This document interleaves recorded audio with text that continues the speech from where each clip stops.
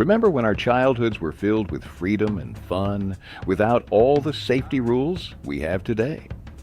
Let's take a nostalgic journey back to the 1960s when these everyday things were socially accepted and just part of growing up in America. Corporal punishment. The classroom fell silent when the teacher reached for that wooden paddle hanging ominously on the wall. In our school days, corporal punishment wasn't abuse. It was just Tuesday. Remember that sickening feeling in your stomach when you were sent to the principal's office? The threat of physical discipline kept many of us in line, our parents signing permission slips at the beginning of each year, authorizing teachers to handle misbehavior as they saw fit. But not only at school, physical punishment was a thing. The phrase, "wait until your father gets home," carried weight that today's children might never understand. No bicycle helmets. There was nothing quite like the sensation of wind through your hair as you pedaled furiously down Miller's Hill, the steepest in the neighborhood.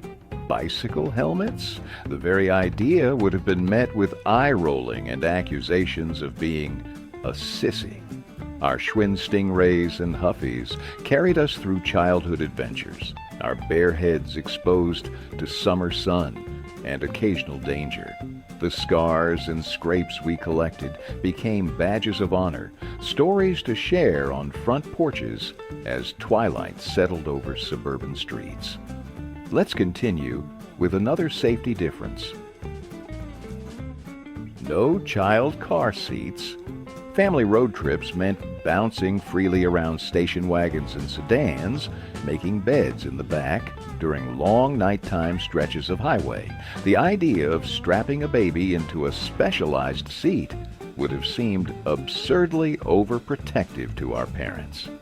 Infants rested in mother's arms in the front seat, while we, older kids, treated the car interior as a mobile playground. How many of us remember standing on the transmission hump, arms draped over our parents' shoulders, watching America unfold through the windshield? Lead-based paint. Remember those bright, glossy colors on your bedroom walls and toys? That cheerful yellow kitchen in Grandma's house? Lead paint was everywhere in the 60s, prized for its durability and vibrant colors. We never thought twice about it, peeling on windowsills or toys we might chew on. By 1978, it was banned for residential use after its serious health effects on children's development became undeniable. Drinking unfiltered tap water. Summer days meant racing to the garden hose, turning the spigot to release a stream of cool relief that we'd drink directly from the source, water arcing into eager mouths. Tap water wasn't something to question or filter. It simply was, each town's supply carrying its distinct mineral taste. The notion of paying for bottled water would have seemed as foreign as paying for air itself. Water's water, Dad would say, filling his glass directly from the kitchen faucet, ice cubes clinking against the sides. Molten lead toys. The basement workbench glowed with the mesmerizing sight of Dad's careful hands pouring molten lead into soldier molds. The heat radiated against your face as you leaned in, transfixed by liquid metal transforming into toy armies. That distinctive metallic smell filled the air as you waited impatiently for cooling, ready to paint your creations with tiny brushes and bright enamels. These weren't store-bought toys, but heirlooms crafted through an alchemical process that joined generations in creative tradition. Dangerous chemistry sets. The chemistry sets of our youth weren't sanitized science experiences, but genuine laboratories of discovery. Glass test tubes, bubbling concoctions, powders that could genuinely explode. These weren't just toys, but portals into the mysteries of the physical world. Remember the pride in successfully creating that first chemical reaction, the fizzing, smoking evidence of scientific principles made manifest in your own bedroom. Learning carried real risk then, the possibility of minor burns or stains part of the educational journey. Asbestos everywhere. That beautiful decorative snow sprinkled on Christmas trees and department store windows and school pageants had a special shimmer because it was made of pure asbestos. We handled it barehanded, tossing it like confetti, admiring how it caught the light. The same miracle material lined our school's pipes, wrapped our home heating ducts, and even wove through potholders that Mom used daily. Its dangers remained invisible, a silent threat we embraced as technological progress. Vibrating belt machines. That strange mechanical contraption hummed loudly in Mom's bedroom. The vibrating belt machine promising to jiggle away unwanted inches. We'd sneak turns when parents weren't looking, giggling uncontrollably as the aggressive belt shook our small bodies. These were fixtures in department stores too, where women would demonstrate their effectiveness to crowds of hopeful housewives. The science was questionable, but the cultural moment they represented when technology promised to solve every human concern was perfectly captured in their rhythmic whirring. Parents smoking around kids. Childhood meant riding in cars filled with cigarette smoke, windows barely cracked despite winter chill. Parents smoked during dinner, during bedtime stories, during Sunday drives. The familiar flick of a Zippo lighter provided the soundtrack to family life. Ashtrays in every room, a necessary part of home decor. Grandmothers taught little ones to tap the pack just so before opening, a cultural knowledge passed down without thought to health consequences. The distinctive smell wasn't offensive then, it was simply the perfume of adulthood. Early skateboarding. Considered dangerous. Remember those first wooden skateboards with metal wheels that sent you flying at the slightest pebble? In the 60s, we'd hurtle down neighborhood hills on those primitive boards, scraping knees and elbows on rough concrete. Parents would watch from porches, calling out, "Be careful," but never thinking to stop us. The thrilling danger was half the fun. Today, many neighborhoods and cities have ordinances restricting where and how you can skateboard. Our carefree concrete surfing is just a memory. Today's kids are much more protected than we were back then, if you ask me. Strange food trends. Sunday dinner at your aunt's meant navigating a colorful obstacle course of gelatin molds. Those wobbling towers held suspended treasures, shredded carrots, olives, chunks of celery, even canned tuna and ham cubes trapped like ancient insects in amber. Each housewife had her specialty, recipes guarded and traded like currency. The perfection of a properly unmolded Jell-O creation could elevate a woman's standing in the neighborhood hierarchy. We ate these curious concoctions without question, the artificial flavors and colors seeming perfectly natural. What was the strangest food trend you remember from your childhood? Share it with us in the comments below. No disposable razors. The bathroom cabinet held Dad's shaving implements, that heavy metal safety razor with its satisfyingly mechanical click when opened for blade replacement. The morning ritual fascinated us. We'd stand on tiptoes watching this mysterious transformation from bristled to smooth, the white foam giving way to fresh skin. The razor itself was an heirloom object, substantial in the hand, designed to last generations. The concept of disposable razors would have seemed wasteful, even unmanly, a shortcut where craftsmanship should prevail. Lenient airport security. Airports were casual, welcoming spaces where families strolled right up to boarding gates, waving handkerchiefs as loved ones disappeared down jetways. No body scans, no removing shoes, no questioning about luggage contents. You could arrive minutes before departure, sprint to your gate, and board without showing identification. The innocence of that era is perhaps most starkly visible in these memories, a time before security theater became the preamble to every journey, when flying still held pure excitement untempered by suspicion. And once you got on a plane, there was something else that was still allowed. Smoking on airplanes. The blue haze of cigarette smoke created a familiar fog inside airplane cabins, the smell of tobacco embedded in every seat, curtain, and carpet. Flying itself was special enough, a rare luxury where passengers dressed in their finest clothes, but the freedom to light up at 30,000 feet seemed perfectly natural. Flight attendants moved through cabins with elegant silver lighters, helping passengers with their smoking needs, sometimes even distributing complimentary cigarettes alongside tiny meals served on real china. No mandatory seat belts. The vast stretches of country roads offered a canvas for speed. The accelerator pressed to floors as cars reached their mechanical limits. Rural highways had no posted restrictions. The only constraints were horsepower and nerve. Us teenagers with fresh licenses would test both on straightaways. Windows down, radio up, the rhythm of tires hitting pavement joints, creating hypnotic percussion. Speed wasn't just motion, but freedom incarnate.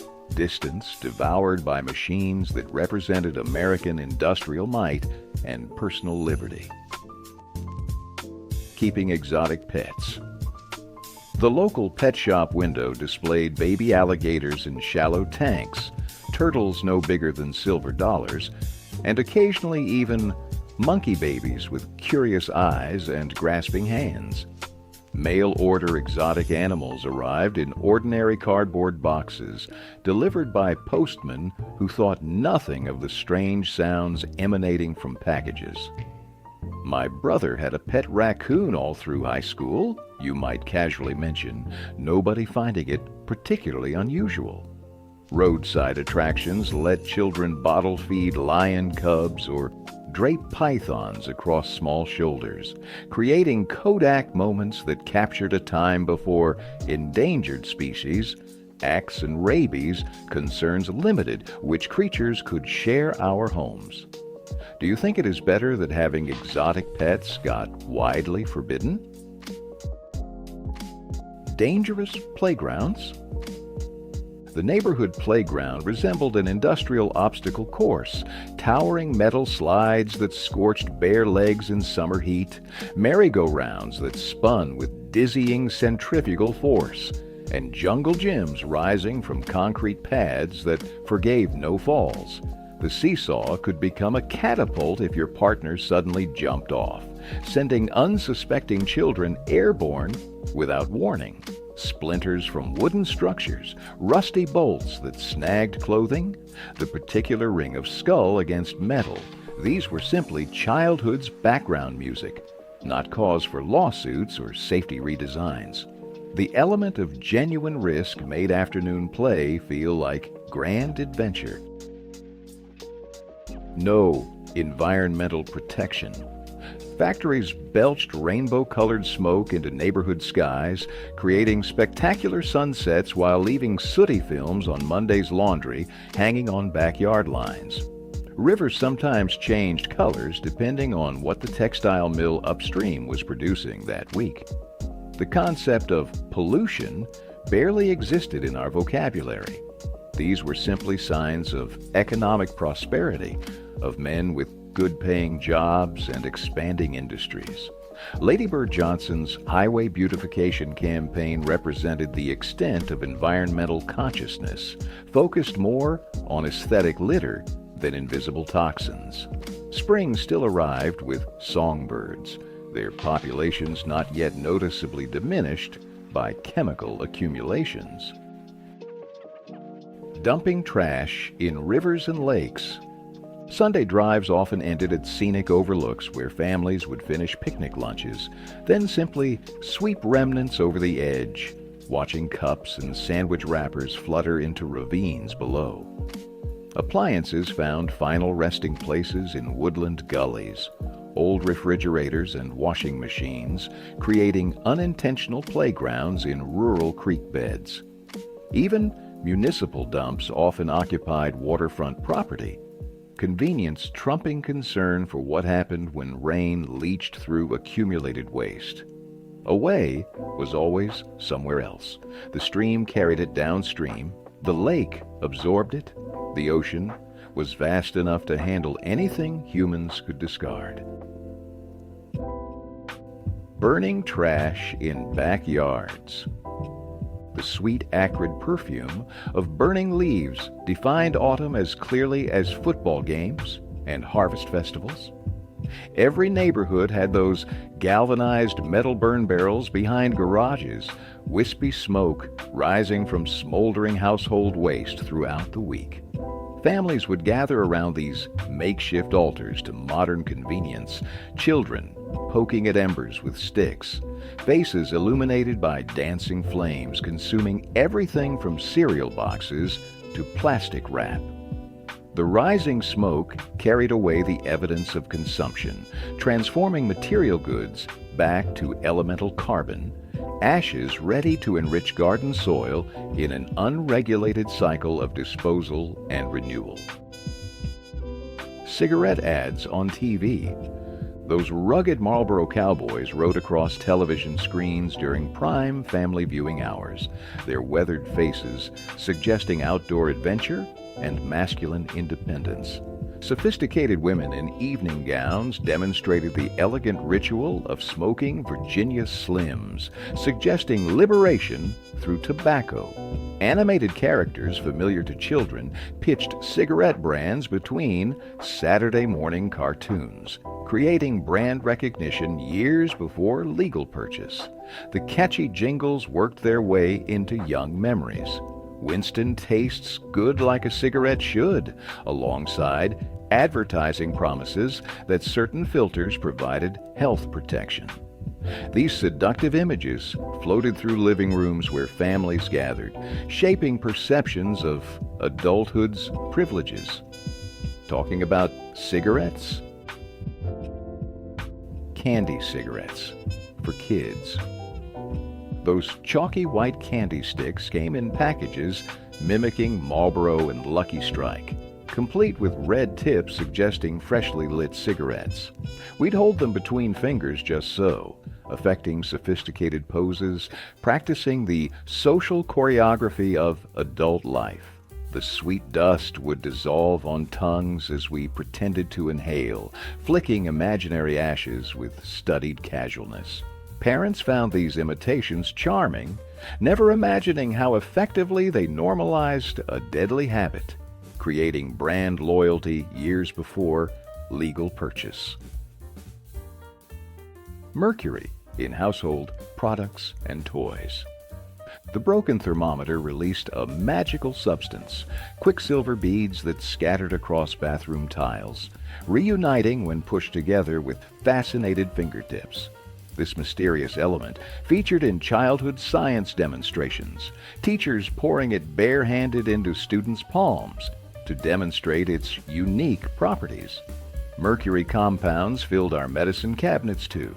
Bright red antiseptics painted on skinned knees, preservatives in vaccines, even ingredients in beauty creams promising lighter complexions. The mesmerizing silver liquid metal appeared in novelty toys and games requiring delicate balance, its toxic nature completely obscured by its fascinating physical properties and trusted presence in household necessities. Unsupervised trick or treating. Halloween meant freedom, pure, unsupervised, delicious freedom. As dusk settled over leaf-strewn streets, we'd venture out in homemade costumes, pillowcases in hand, parents' instructions to be home when the streetlights come on. Our only guideline, we'd travel neighborhoods far from our own, accepting homemade popcorn balls and unwrapped treats from perfect strangers. No parents hovering, no checking candy, just children navigating darkness together. Ghost stories building courage as we approached houses with spookiest decorations. Leaded gasoline everywhere. The distinctive sweet chemical smell at gas stations lingered on Dad's hands after filling up. That was tetraethyl lead, the miracle additive that made engines purr. Attendants in crisp uniforms would rush to your car window, asking, "Regular or ethyl?" before cleaning windshields and checking oil levels. We'd watch fuel gauges spin, mesmerized by numbers rolling, inhaling deeply of those fumes that represented adventure and mobility. The invisible neurotoxin entered developing bodies with each breath, the true cost of smooth-running engines not yet calculated. Unregulated public pools. The public pool in summertime buzzed with activity, water increasingly cloudy as the day progressed. The chlorine burned eyes and bleached hair, its chemical strength determined by maintenance workers eyeballing measurements rather than testing kits. We'd emerge with red eyes and green-tinged blonde hair after hours of underwater tea parties and handstand competitions. Nobody monitored pH levels or bacteria counts. The very concept of waterborne illness overshadowed by the more immediate concern of keeping children cool during July heat waves. Hitchhiking as normal transportation. Their thumbs extended hopefully toward oncoming traffic, teenagers stood roadside, cardboard signs indicating destinations. Hitchhiking wasn't just for emergencies, but a legitimate transportation system. A way teenagers got to school and dates. How college students crossed states and countries. The unspoken contract between driver and hitchhiker represented a community trust now vanished. A belief in basic human decency that made sharing rides with strangers seem not just acceptable, but neighborly. Would you hitchhike in today's America? Or let your child or grandchild hitchhike? Door-to-door encyclopedia sales. The doorbell's chime announced those encyclopedia salesmen in pressed suits, sample volumes tucked under arms. Inviting these strangers into living rooms wasn't just acceptable, but expected. They brought knowledge itself to your doorstep. Promise of education made tangible in leather-bound volumes. Families would make room in tight budgets for installment plans. The gradual acquisition of these books representing middle-class aspiration and parental dedication. The gold-lettered spines lined bookshelves as visible evidence of intellectual investment. DDT, spraying in neighborhoods. Summer evenings brought the low rumble of trucks moving slowly down neighborhood streets, billowing white fog in their wake. Children would chase these mosquito control vehicles, laughing as DDT clouds enveloped them, playing ghost games in chemical mist. Parents called encouragement from porches, grateful that annoying insects would no longer ruin backyard barbecues. Towns announced spraying schedules in local papers, residents marking calendars for this service that promised comfort through chemistry, unaware of silent springs approaching. Alcohol ads during family TV shows. The Pabst Blue Ribbon jingle played between scenes of gun smoke, sophisticated couples raising glasses, while families gathered around television sets for wholesome entertainment. Beer commercials showed athletic men engaged in manly pursuits.